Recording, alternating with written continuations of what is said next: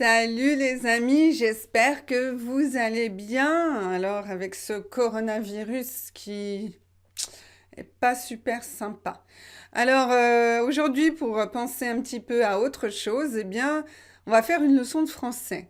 Et ben j'ai sélectionné un thème qui semble super facile, mais en réalité qui est franchement difficile. Enfin, c'est pas que c'est difficile, mais en tout cas pour moi, c'était compliqué de vraiment faire une leçon dans laquelle je pouvais vous expliquer vraiment les différences parce que finalement, quand on réfléchit, eh bien, ces expressions, on les utilise tous les jours en français.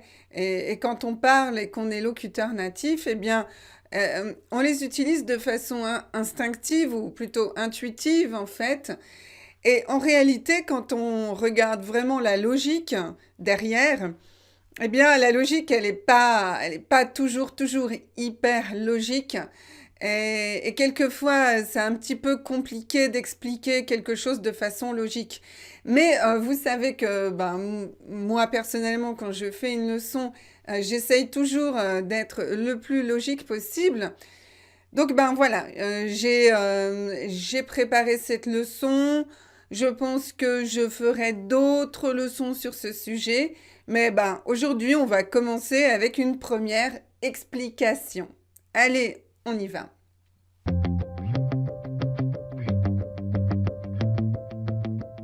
Bon alors, le programme d'aujourd'hui, eh bien, comme vous l'avez déjà vu, c'est sur, dessus et au-dessus de. Donc déjà, on va étudier ces trois mots. Et puis ensuite, on va étudier sous, dessous et en dessous de.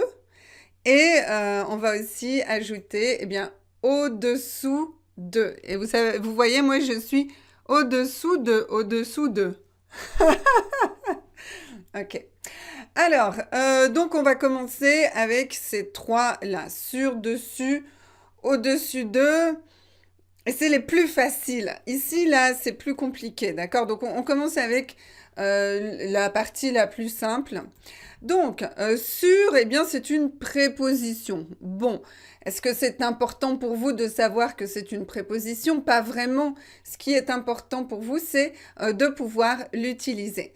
Donc, je pense que la majorité d'entre vous, eh bien, vous savez déjà l'utiliser. Voici un exemple. Le vase est sur la table.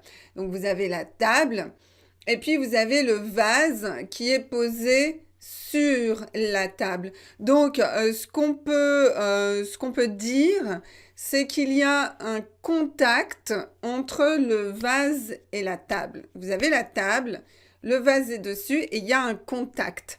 C'est important cette idée de contact, vous allez comprendre pourquoi après. Ensuite, on a dessus. Donc, dessus, c'est un adverbe. Voilà. Alors, ce qui est important de comprendre, c'est la différence entre une préposition et un adverbe. Avec une préposition, eh bien, après, vous avez le nom. Donc, vous ne pouvez pas dire le vase est sûr. Non, c'est pas possible. Parce que c'est une préposition, donc après, vous avez le nom. Mais avec un adverbe, oui, c'est possible. Donc, ça, c'est la différence entre les deux.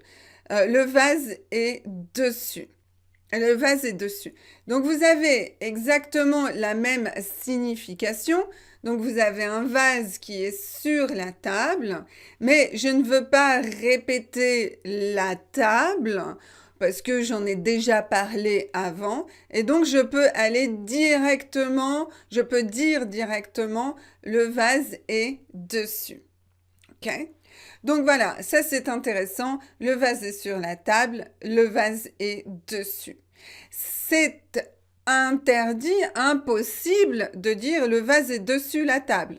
Non, ça c'est pas bon. Vous devez choisir.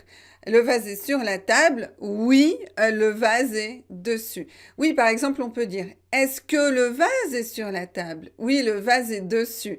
Et ça permet de ne pas répéter le mot table. Voilà. Donc, j'espère que là, vous avez bien Vous avez bien compris la différence entre ces deux-là.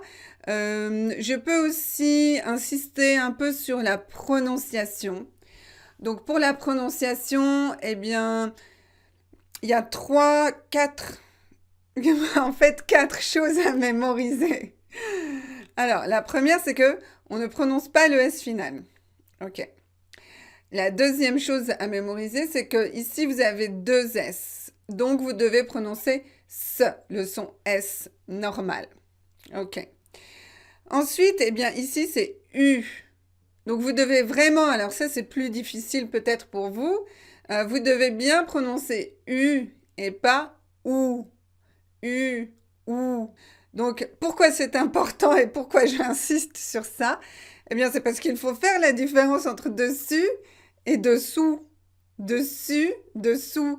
Donc, si vous ne pouvez pas prononcer la différence entre U et OU, si vous ne pouvez pas faire la différence, eh bien, vous ne pourrez pas utiliser ces mots.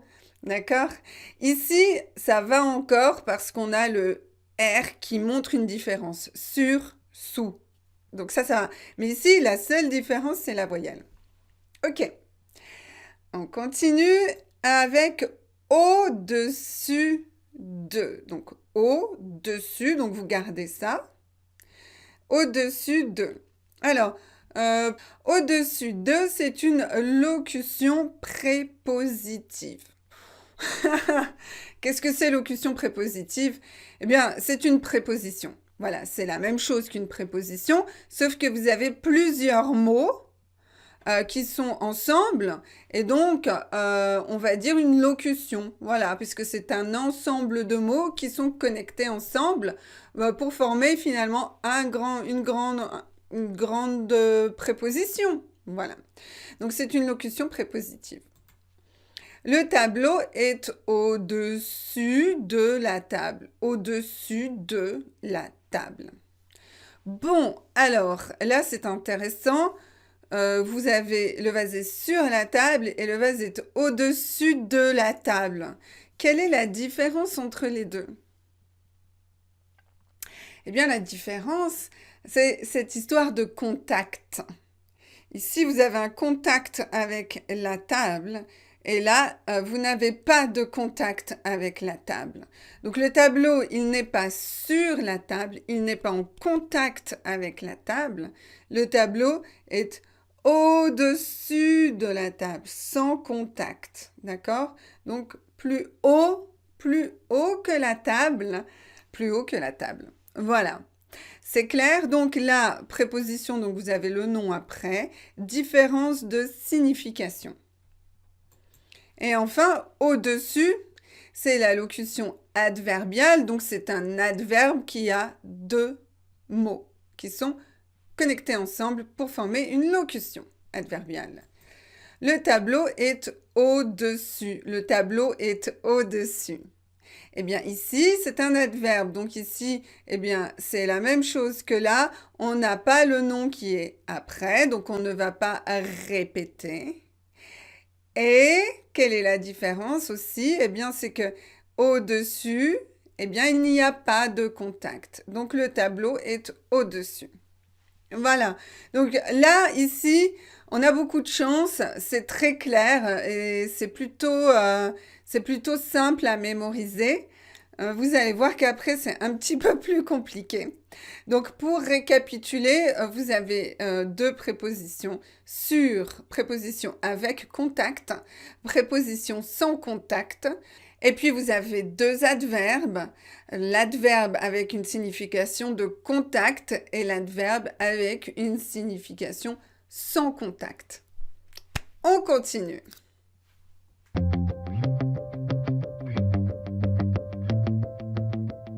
Alors, pour imager un petit peu ce qu'on vient d'expliquer, eh bien, on va regarder cet avion. Donc là, l'avion, il est prêt pour le décollage. Il est sur la piste. L'avion est sur la piste et puis il accélère.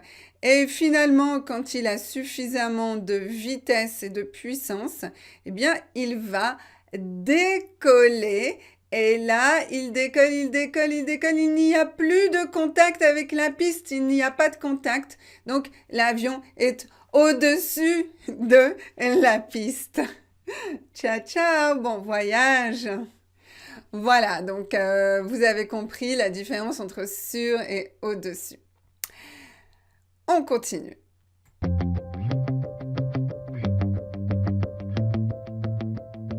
Bon, alors maintenant, on va faire quelque chose de plus compliqué. On va analyser sous-dessous, en dessous de et au-dessous de. Quelle différence? Alors, pour commencer, eh bien, vous avez comme d'habitude sous, qui est une préposition. Et on dit le chat est sous la table, sous la table. Mais là, le problème, c'est qu'il n'y a pas nécessairement de contact. Non, puisque quand vous voyez le chat, il est sous la table, mais il n'est pas en contact direct avec la table. Vous pouvez avoir un contact. Par exemple, une araignée, elle peut être sous la table et elle est vraiment en contact avec la table. Donc, contact ou pas contact, ce n'est pas la question, d'accord? Voilà, l'idée c'est qu'on a une position inférieure. Dessous, eh bien l'adverbe c'est pareil, le chat est dessous. C'est exactement la même chose, mais on n'a pas la notification, l'expression du nom, d'accord? Parce qu'on en a déjà parlé avant. En dessous de locution prépositive, vous savez pourquoi maintenant. Ils habitent en dessous de chez nous. Ils habitent en dessous de chez nous. Ok, quelle est la différence entre la locution prépositive en dessous de et sous? C'est pas facile à expliquer, hein. Vous voyez que, eh bien, sous la table, eh bien, on a l'élément et on est sous l'élément. Donc, l'élément nous couvre. Alors que en dessous de, eh bien, vous avez un élément et vous avez un autre élément qui peut être vraiment éloigné. On ne connaît pas vraiment la distance entre les deux éléments. Donc, la distance peut être vraiment plus grande, d'accord?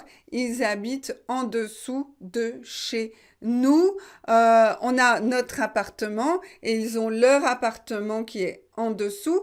Peut-être que c'est l'appartement qui est directement en dessous. Peut-être pas. Peut-être que c'est un appartement qui est encore plus éloigné et qui n'a vraiment pas de contact. Donc voilà, donc sous la table et en dessous de la table.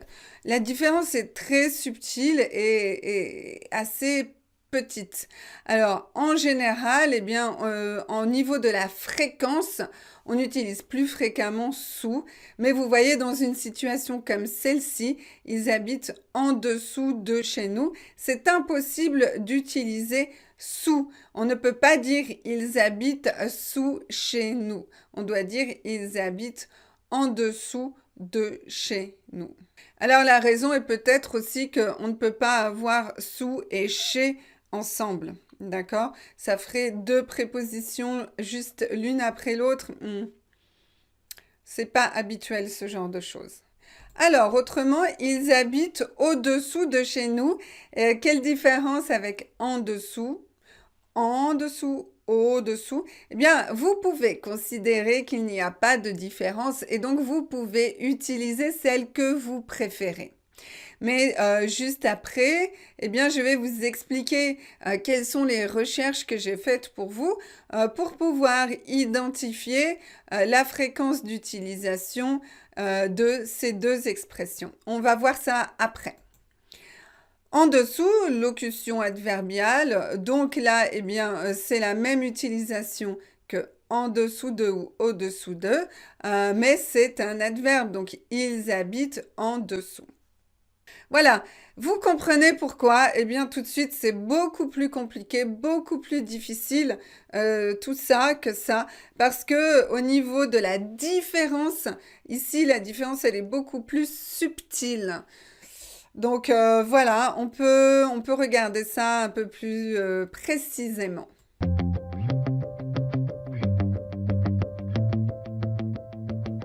Alors là, je vous emmène sous un pont. Nous avons un pont et là, hop, je suis dessous. Alors, vous voyez ici, il y a un bateau qui arrive. Le bateau va passer sous le pont. Le bateau passe sous. Donc, quand vous avez un mouvement, on utilise sous. D'accord? On ne peut pas utiliser dessous ou en dessous. Donc, le bateau passe sous le pont. Et là, maintenant, il s'arrête. Il s'arrête et il est sous le pont ou bien il est en dessous du pont. Alors, on va plutôt utiliser l'expression il est sous le pont parce que, eh bien, le pont couvre le bateau, donc on va dire il est sous le pont. Pour utiliser en dessous de, il faudrait quelque chose qui soit encore plus bas, d'accord? En dessous de. Donc, par exemple, quelque chose qui va être dans l'eau. Donc, par exemple, on pourrait dire le rocher. Donc, il y a un rocher. Le rocher est en dessous du pont. Donc, vraiment, le pont ne couvre pas le rocher. Voilà, ça c'est la petite différence entre en dessous de et sous. Mais vous savez que, eh bien, quand on parle rapidement, on ne pense pas nécessairement à tout ça. Donc, faites comme vous pouvez et ce n'est pas très important si quelquefois vous faites une confusion entre sous et en dessous de. En tout cas, pensez que quand il y a un mouvement, c'est toujours sous et puis que en général, eh bien, quand ça recouvre, on va dire sous et quand il n'y a pas du tout de contact et qu'il y a des niveaux différents, on va utiliser en dessous de.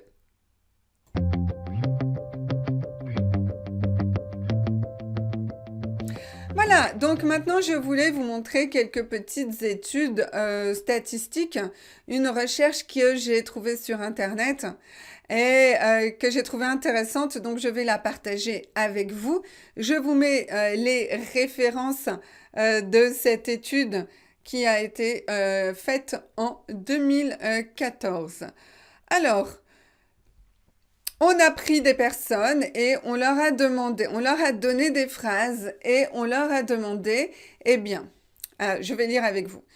L'emploi des expressions sous, en dessous de, au-dessous de et dessous est-il acceptable pour vous dans les phrases suivantes? Veuillez indiquer oui, je ne sais pas ou non. Vous pouvez aussi proposer une autre solution si vous le souhaitez. Alors ça, c'est une étude très intéressante qui a été effectuée auprès de locuteurs natifs. Donc vous imaginez que ce genre de questions, on les pose à des locuteurs natifs. Ça veut dire que même pour un locuteur natif, tout ça, ce n'est pas très très clair et pas très très très évident, d'accord? Ça, gardez-le en tête. Alors, vous allez me poser la question dans les commentaires, donc je préfère vous répondre.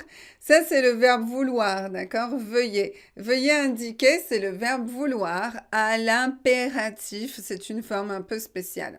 Alors, maintenant, on va regarder un petit peu les propositions. On ne va pas tout regarder, j'en ai sélectionné certaines pour vous. Alors, ce qu'il faut comprendre, c'est que les phrases qui sont ici ne sont pas nécessairement correctes. L'idée, c'est justement de demander aux personnes si elles pensent que ces propositions sont correctes et sinon, quelle est l'autre solution? Alors, regardez ici, le lapin s'est caché sous l'arbre. Donc, on a un lapin, on a un arbre et l'arbre couvre le lapin. Donc, selon la théorie que je vous ai expliquée précédemment, on peut penser que c'est correct, d'accord?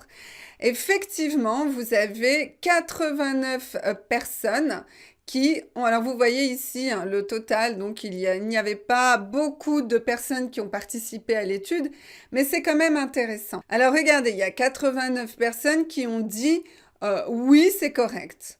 Il y a 10 personnes qui ont dit je ne sais pas, et il y en a 14 quand même, qui ont dit non. Alors là, quand j'utilise le mot quand même, je veux dire, ah mais c'est pas mal, c'est plus que ce que je pensais. Quand même, waouh, je pensais moins. Donc il y a quand même 14 personnes qui ont répondu non. Non. Mais qu'est-ce qu'elles ont proposé? Eh bien, elles ont proposé en dessous de. ou derrière, mais derrière, ne prêtez pas attention, hein, c'est un peu stupide.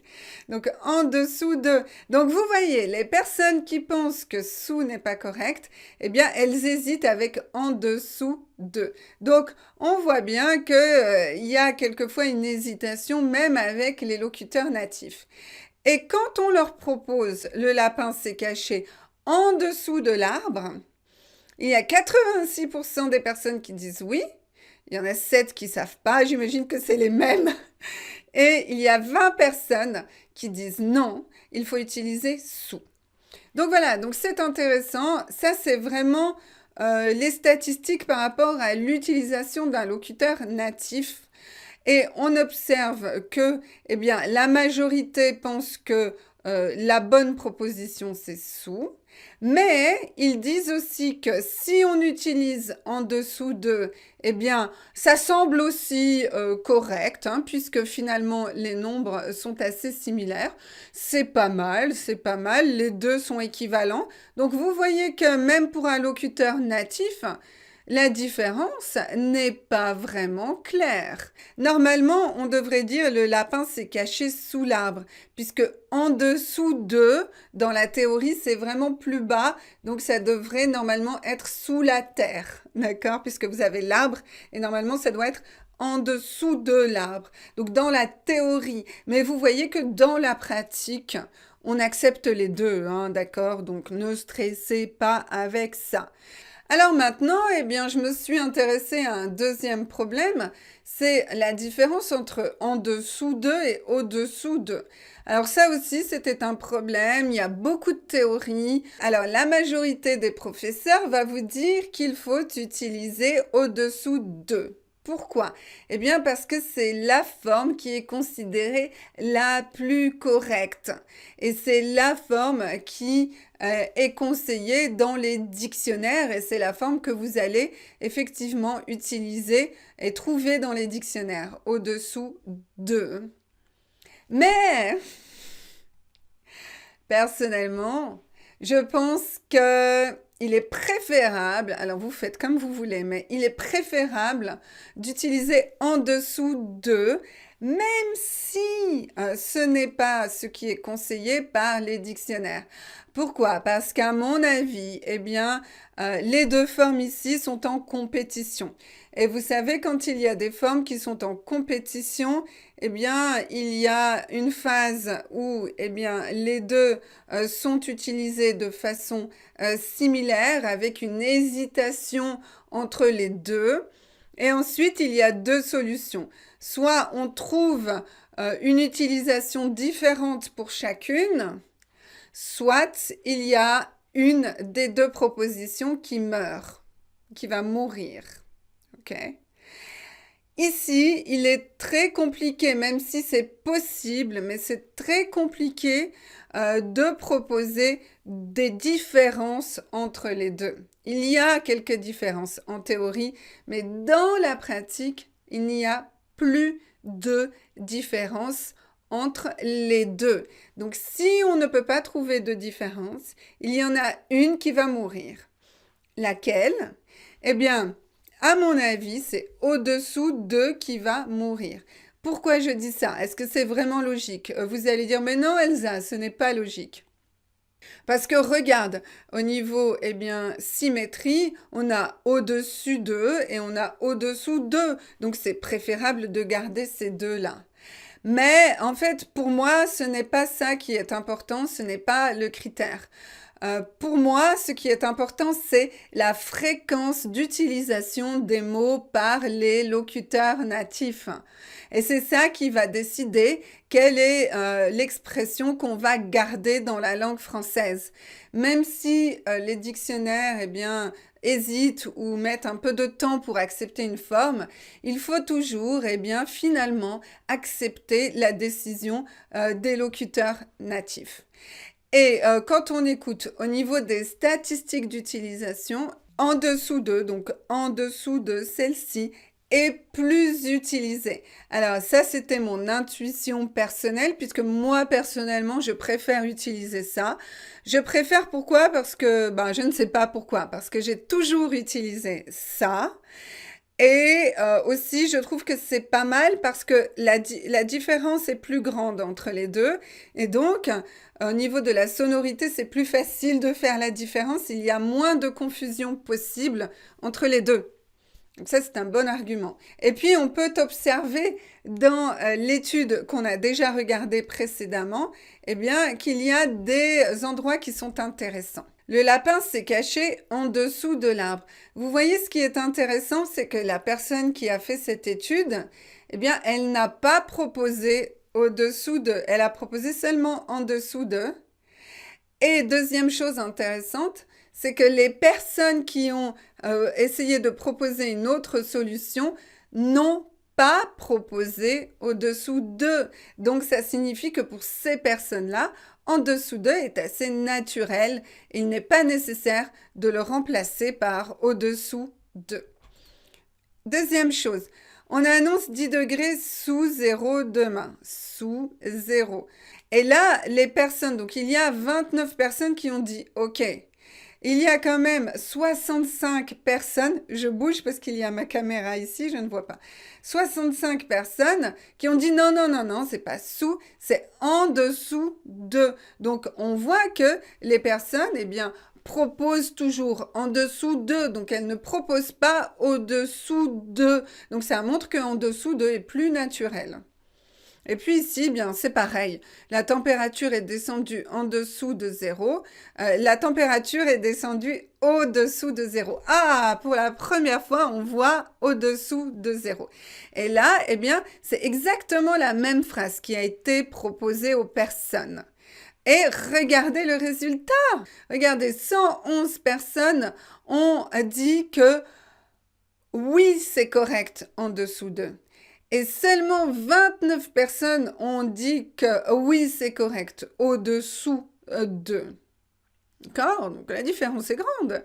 Et puis, eh bien, dans les propositions, eh bien, il y a 70 personnes qui ont dit que c'était incorrect et 16 personnes qui ont proposé en dessous de, à la place de au-dessous de. Et est-ce qu'une personne a proposé au-dessous de à la place de en dessous de? Non.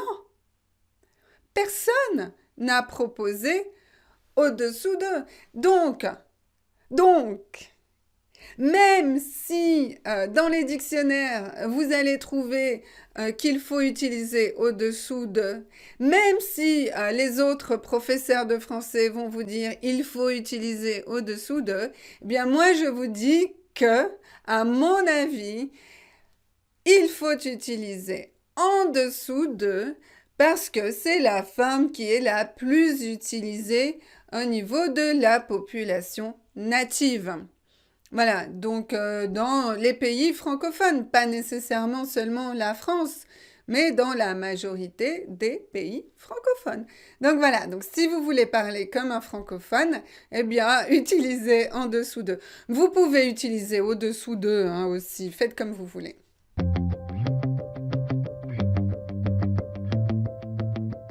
Voilà, j'espère que, ouf, ce n'était pas trop compliqué, mais je voulais partager avec vous, eh bien, mes recherches pour que vous compreniez un petit peu la complexité de cette question qui semble au départ assez simple.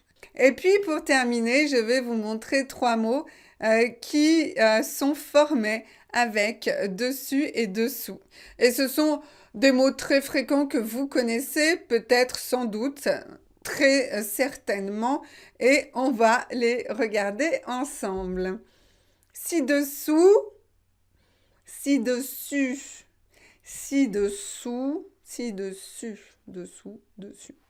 Alors, dans quelle situation est-ce qu'on va utiliser ça? Eh bien, en général, on va l'utiliser quand il y a une lettre, un écrit, un papier. Par exemple, signé ci-dessous. Donc, par exemple, il y a un papier avec de l'écriture. Je vais vous montrer ici. Vous avez un papier avec de l'écriture et puis, eh bien, vous mettez la signature en dessous. Donc, on va dire signer ci-dessous. On va pas dire signer en dessous, on va dire signer ci-dessous Pourquoi on utilise si? Eh bien, on utilise si parce que on montre. C'est comme si on montrait. Vous êtes ici, donc on a une ligne. Vous êtes ici et il faut signer ci-dessous. Voilà. Ne réfléchissez pas trop. C'est comme ça qu'on l'utilise. Donc, mémorisez. Ci-dessous, ci-dessus. Ok. Deuxième expression, là-dessous, là-dessus.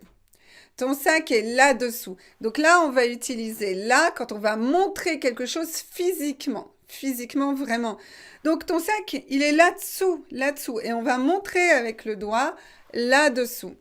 Si on ne montre pas, on va dire ton sac est sous la table. OK? Il est là-dessous. Là-dessous, là. Voilà. C'est ça. Par-dessus, par-dessous. Par-dessus, par-dessous.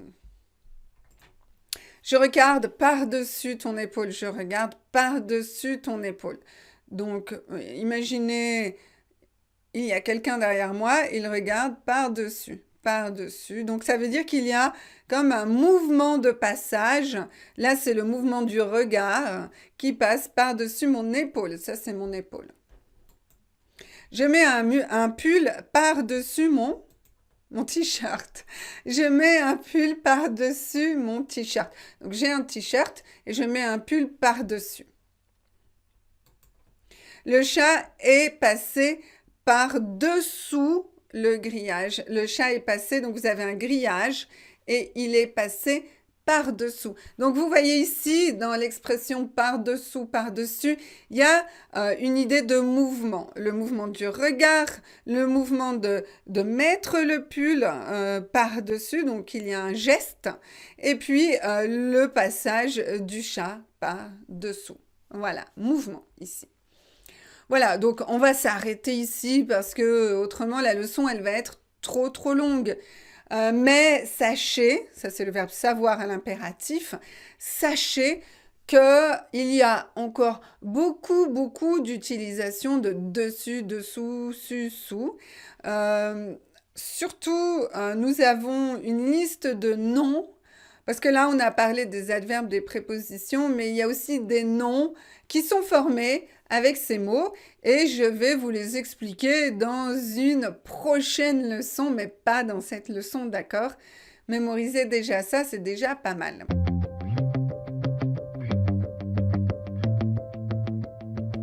Voilà, je vous souhaite une excellente journée comme d'habitude. Et si vous avez des questions, vous pouvez les mettre dans les commentaires sous la vidéo. Si vous avez des propositions de leçons, eh bien vous pouvez aussi les proposer dans les commentaires, mais d'abord regardez sur mon site web si la leçon existe ou n'existe pas. Et puis, si vous voulez me laisser un message aussi dessous, un message ci-dessous ou un message dessous, eh bien vous pouvez.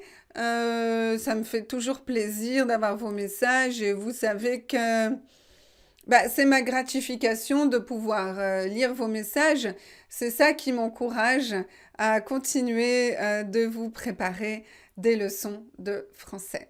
Voilà, je vous souhaite une excellente journée et je vous dis à très bientôt pour une nouvelle leçon de français. Ciao, ciao!